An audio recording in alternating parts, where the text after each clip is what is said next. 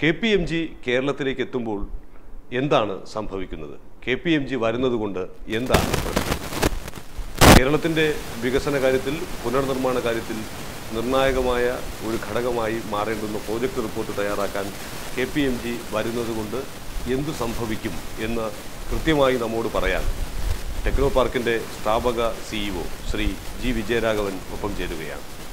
Sir, KPMG വരുമ്പോൾ എന്താണ് സംഭവിക്കുന്നത്? ഇതിലൊരു കാര്യം മനസ്സിലാക്കാനുള്ളത്, ഒന്ന്, അവരുടെ റെക്കോർഡെന്ന് പറയുന്നത് അവരുടെ ഇന്ത്യയിലെ റെക്കോർഡല്ല. ഇപ്പോൾ നമ്മൾ ഇതിൻ്റെ ഒരു ഇക്വലൻ്റ് എന്ന് പറയുന്നത്, നമ്മൾ ചിലർ പറയും ചില രാഷ്ട്രീയ നേതാക്കന്മാർക്ക് ബുദ്ധിയില്ല എന്ന് പറഞ്ഞാൽ എല്ലായിടത്തുള്ള രാഷ്ട്രീയ നേതാക്കന്മാർക്ക് ബുദ്ധിയില്ല എന്നുള്ളതല്ല, ചിലരുടെ കാര്യമാണ് പറയുന്നത്. അതുപോലെ തന്നെയാണ് ഇവരുടെ നമ്മൾ നോക്കുമ്പോൾ ഓരോ രാജ്യത്തും ഓരോ സെറ്റപ്പാണ്. ഇപ്പോൾ ഇന്ത്യയിലൊരു പാർട്ട്ണർഷിപ്പ്, ആ പാർട്ട്നേഴ്സാണ് ഇന്ത്യൻ ഓൺ ചെയ്യുന്നത്.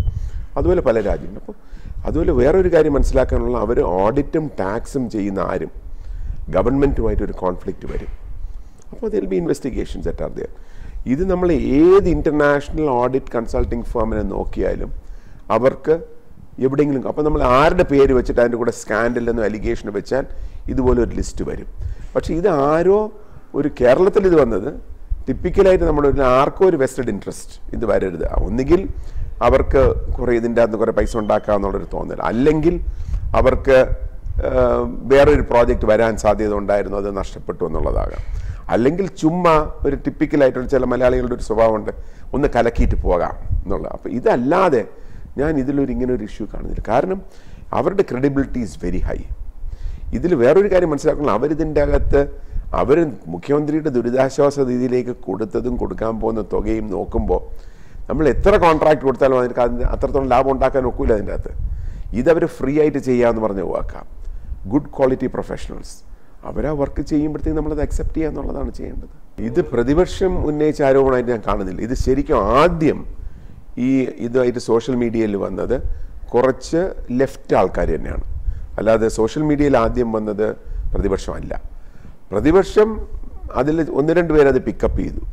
അതിൽ പ്രതിപക്ഷത്തുള്ള പലരും ഇതിനോട് എഗ്രി ചെയ്യുന്നുണ്ടെന്ന് എനിക്ക് തോന്നുന്നില്ല. കാരണം ഒരു കാര്യം നമ്മൾ മനസ്സിലാക്കാനുള്ളത്, ഈ നമ്മൾ പറയുന്ന ഇൻ്റർനാഷണൽ കൺസൾട്ടൻസി ഓർഗനൈസേഷൻസ് ആയ KPMG, Deloitte, Accenture, Ernest and young, ഇവരുടെ എല്ലാം വർക്കുകൾ നമ്മൾ കേരള ഗവൺമെൻറ് തന്നെ പലപ്പോഴും ഇതിനു മുമ്പ് കൊടുത്തിട്ടുണ്ട്, അവർക്ക് കോൺട്രാക്ട് കൊടുത്തിട്ടുണ്ട്. അങ്ങനെ ഇരിക്കുന്ന ഒരു ഗ്രൂപ്പ് വന്ന് അതിൻ്റെ തലപ്പത്ത് രണ്ടൊന്ന് മലയാളികൾ ഇരിക്കുന്നതുകൊണ്ട് അവർ പറയുക ഞങ്ങളിത് ഞങ്ങളുടെ ഒരു ഇതായിട്ട് ചെയ്തു തരാമെന്ന് പറയുമ്പോഴത്തേക്ക് അതിന് ഇത്രയും സ്കാൻഡൽ വരുത്തേണ്ട കാര്യമുണ്ടോ? അപ്പോൾ അതിൻ്റെ അകത്ത് ചിലരുടെ ലോജിക്ക് എന്ന് പറയുന്ന, അങ്ങനെ എന്തെങ്കിലും കിട്ടും എന്ന് പറഞ്ഞിട്ട് ആരെങ്കിലും കിട്ടൂല എന്ന് പറഞ്ഞിട്ട് പൈസ കൊടുക്കുമോ? ഇതിലെന്തോന്നും എക്സ്പെക്ട് ചെയ്യുന്നു. ഈ മുഖ്യമന്ത്രിയുടെ ദുരിതാശ്വാസ നിധിയിലേക്ക് ഇത്രയും തുക ഡൊണേറ്റ് ചെയ്ത ആൾക്കാർ നമ്മളെല്ലാവരും ഡൊണേറ്റ് ചെയ്തിട്ടുണ്ട്. എല്ലാവരും എന്തെങ്കിലും പ്രതീക്ഷിച്ചിട്ടാണോ? മുഖ്യമന്ത്രിയുടെ എന്തെങ്കിലും ഫേവറോ സർക്കാരിന് ഫേവർ തന്നിട്ടാണോ? അല്ലല്ലോ. നമ്മളെല്ലാം ആ സമയത്ത് കേരളത്തിൻ്റെ ഒരു ആവശ്യം എന്ന് പറഞ്ഞിട്ട് നമ്മൾ ചെയ്തൊരു കാര്യമാണ്. അപ്പോൾ അതിനെ നമ്മൾ നോക്കുന്ന ഒട്ടും ശരി. അതുമാത്രമല്ല, ഇതിൽ ഇൻവോൾവ് ആയിട്ടുള്ള വ്യക്തികൾ, പ്രത്യേകിച്ച് അരുൺകുമാർ എന്നൊക്കെ പറയുന്ന കഴിഞ്ഞ 30-40 വർഷമായിട്ട് കേരളത്തിന് എന്തൊക്കെ നല്ല കാര്യങ്ങൾ ചെയ്യാൻ പറ്റുമോ അതിന് എല്ലാവരെയും സപ്പോർട്ട് ചെയ്തിട്ടില്ല. ഇടതുപക്ഷ ഗവൺമെൻറ് ആയിരുന്നാലും UDF ഗവൺമെൻറ് ആയിരുന്നാലും അവരുടെ ഉദ്യോഗസ്ഥന്മാരും മറ്റും അമേരിക്കയിൽ പോകുമ്പോൾ അവർക്ക് പലയിടമായിട്ട് അപ്പോയിൻമെൻറ്റ്സ് ഫിക്സ് ചെയ്ത് കൊടുക്കുക, പല കാര്യങ്ങളും ചെയ്യുക. അദ്ദേഹം വേറൊരു കാര്യം, ഒരു പോസ്റ്റിൽ കണ്ടത്, ഇന്ത്യയിലെ സോഫ്റ്റ്വെയർ കമ്പനികൾക്ക് ദോഷം ചെയ്ത വ്യക്തി. ഇന്ത്യൻ സോഫ്റ്റ്വെയർ ഇൻഡസ്ട്രിയിലെ പ്രധാനപ്പെട്ട ആരോട് ചോദിച്ചാലും ഇത്രത്തോളം ഗുണം ചെയ്ത വേറെ വ്യക്തി അവർ പറയില്ല. കാരണം ഒബാമ അഡ്മിനിസ്ട്രേഷൻ്റെ കാലത്ത് ഇത്രത്തോളം സപ്പോർട്ട് വന്ന വേറെ സെക്ടറില്ല. അപ്പോൾ ആ ഒരു രീതിയിൽ നമ്മൾ നോക്കുമ്പോഴത്തേക്ക് നമ്മൾ ആ ഒരു നെഗറ്റീവായിട്ടുള്ളൊരു തോട്ട് പ്രോസസ്സ് മലയാളിക്ക് നല്ലതല്ല. അതാണ് എൻ്റെ ഫേസ്ബുക്ക് പോസ്റ്റിൻ്റെ അവസാനം ഞാൻ പറഞ്ഞത്. പണ്ട് ജോൺസ് ഹോപ്കിൻസ് വന്നിരുന്നു. ഇപ്പോൾ എന്ന് പറഞ്ഞാൽ അരുൺകുമാർ നയനാര് ആദ്യമായിട്ട് അമേരിക്കയിൽ പോകുമ്പോൾ അന്നത്തെ വിസിറ്റ് അറേഞ്ച് ചെയ്തത് അരുണാണ്. നയനാർ താമസിച്ച അരുണിൻ്റെ വീട്ടിലാണ്. അത് കഴിഞ്ഞ് സ്റ്റാൻഫോർഡ് യൂണിവേഴ്സിറ്റിയും ഏഷ്യൻ സ്കൂൾ ഓഫ് ബിസിനസ്സും കൂടി ട്രിവാൻഡ്രത്തൊരു കോൺഫറൻസ് നടത്തി. അന്ന് കോൺഫറൻസ് അറ്റൻഡ് ചെയ്ത ആൾക്കാർ PKV, P Govinda Pillai, K Govinda Pillai എന്ന് പറഞ്ഞ CPI ഉണ്ടായിരുന്നു, ഉമ്മൻചാണ്ടി, അവരെല്ലാം അറ്റൻഡ് ചെയ്താണ്, ഐസക് അറ്റൻഡ് ചെയ്താണ്. അപ്പോൾ കാരണം കേരളത്തിന് എന്തെങ്കിലും ചെയ്യാൻ പറ്റുമെങ്കിൽ ചെയ്യുക, ഒന്നും പ്രതീക്ഷിക്കുന്നില്ല അതിന് പകരം. കാരണം നമ്മൾ എന്തൊക്കെ ചെയ്താലും അവർക്ക് അത്രത്തോളം ബിസിനസ് നമുക്ക് കൊടുക്കാൻ പറ്റില്ല. നമ്മുടെ business is insignificant for a company of that size. ടെക്നോ പാർക്കിൻ്റെ ഒരു തുടക്ക പീരീഡിലെന്ന് പറഞ്ഞാൽ അരുണിൻ്റെ ആദ്യത്തെ ഒരു ഇതിൽ നയനാരോടെ പോകുന്നു, ആപ്പിളിൻ്റെ വിസിറ്റ് അറേഞ്ച് ചെയ്യുന്നു, Sun Micro System visit attend ചെയ്യുന്നു, സ്റ്റാൻഫോർഡ് യൂണിവേഴ്സിറ്റിയിൽ കൈലാത്തുമായിട്ട് പോൾരാജാണ് ചെയ്യുന്നത്. ഞാൻ എൻ്റെ ബുക്കിലും ലേഖനങ്ങളും ഇതിനു മുമ്പ് പറഞ്ഞിട്ടുണ്ട്.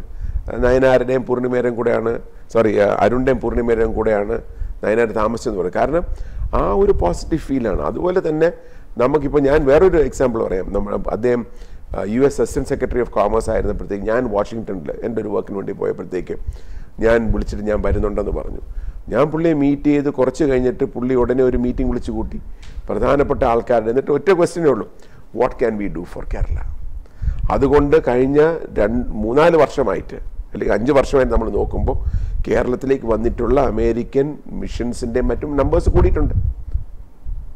അപ്പോൾ ആ ഒരു ഇതിൽ ഡെഫിനറ്റായിട്ടും ഈ കമ്പനീസ് വരുന്നതിലായിരുന്നാലും ആൾക്കാരെ പരിചയപ്പെടുത്തുന്നതായിരുന്നാലും ഇവരൊക്കെ വളരെ വളരെ നല്ല കേരളത്തിനെ പറ്റി ഒരു പോസിറ്റീവ് ഇമേജ് ക്രിയേറ്റ് ചെയ്യാൻ വേണ്ടി ചെയ്തു. ഇതിൽ ഒരു കാര്യം കൂടെ പറയാം. ഇത് പ്രത്യേകിച്ച് നമ്മുടെ ആൾക്കാർ പലരും ഓരോന്ന് പറയുമ്പോഴത്തേക്ക് ഒരു റിപ്പോർട്ടുണ്ടായിരുന്നു, KPMGയുടെ റിപ്പോർട്ടാണ്. അത് അരുണാണ് അതിൻ്റെ അന്ന് അരുൺ അവരുടെ ഗ്ലോബൽ ബോർഡിൽ അമേരിക്കയിലിരിക്കുന്ന സമയത്താണ് ഇത്. ആ ഒരു റിപ്പോർട്ടിൽ അവർ എല്ലാ സംസ്ഥാനങ്ങളിൽ നിന്നുള്ള ആൻട്രപ്രനേഴ്സിനെ അവരെ സംസാരിച്ചിട്ട് അത് കഴിഞ്ഞിട്ട് അവർ കേരളത്തിലാണ് ആൻട്രപ്രനേഴ്സ് ഏറ്റവും ഹാപ്പി, അതുകൊണ്ട് ആൻട്രപ്രനേഴ്സിന് പറ്റിയ സ്ഥലം കേരളമാണെന്ന് പറഞ്ഞ് റിപ്പോർട്ട് ചെയ്തു. ആ റിപ്പോർട്ട് ചെയ്തതിൽ മറ്റ് സംസ്ഥാനങ്ങൾ അവരെ കുറ്റപ്പെടുത്തി. അന്ന് മോഡി ഗുജറാത്ത് മുഖ്യമന്ത്രിയാണ്. അദ്ദേഹം പറഞ്ഞു, നിങ്ങൾക്കൊരു ബിസിനസ്സും കിട്ടാത്ത കേരളത്തിൽ നിങ്ങൾ പോസിറ്റീവായിട്ടും ഇത്രയും ബിസിനസ് തരണം, ഞങ്ങൾക്ക് നിങ്ങൾ ഇതായിട്ട് പറയുന്നത് ശരിയാണോ എന്ന് ചോദിച്ചു. അപ്പോൾ നമ്മളിതിൻ്റെ അകത്ത് മനസ്സിലാക്കാനുള്ളത് അവർ സത്യസന്ധമായിട്ട് കാര്യങ്ങൾ ചെയ്യും. അവരുടെ ഒരു ഇതിൽ ആ quality of the report will be high. ഇതിലും എനിക്ക് അവർ ആ റിപ്പോർട്ട് മൊത്തം ചെയ്യുന്ന എനിക്ക് തോന്നുന്നു അവർ പറഞ്ഞിരിക്കുന്നത് ഗവൺമെൻറ്റിനെ ആ റിപ്പോർട്ട് പ്രിപ്പയർ ചെയ്യാൻ വേണ്ടിയിട്ട് അവർ ഗവൺമെൻറ്റിനെ സപ്പോർട്ട് ചെയ്യും എന്നുള്ള രീതിയിലാണ് അവർ ഗവൺമെൻറ്റിനോട് പറഞ്ഞിരിക്കുന്നത്. The quality will be good. അവരുടെയും ക്രെഡിബിലിറ്റി അല്ലേ ഇതിൻ്റെ അകത്ത്.